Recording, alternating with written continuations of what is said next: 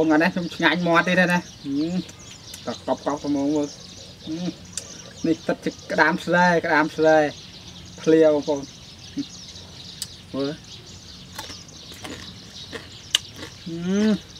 trước nhá bồn bồn,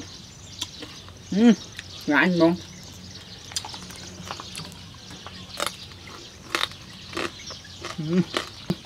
đám sle, chia đó.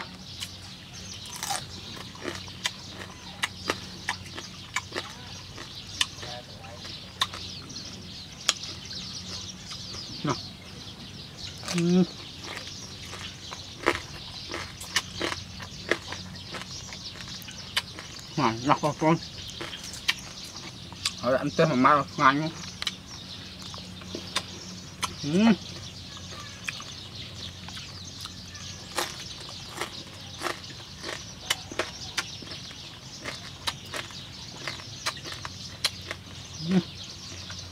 Ngon quá.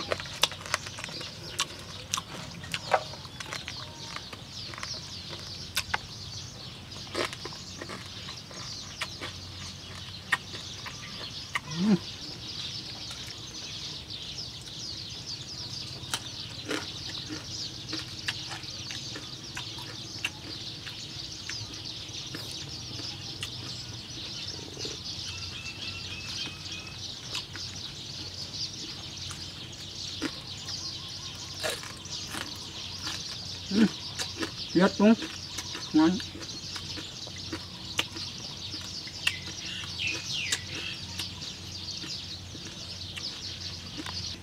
Mà phần năng tục giờ là climb chung kia, không, climb kia, tập bàn.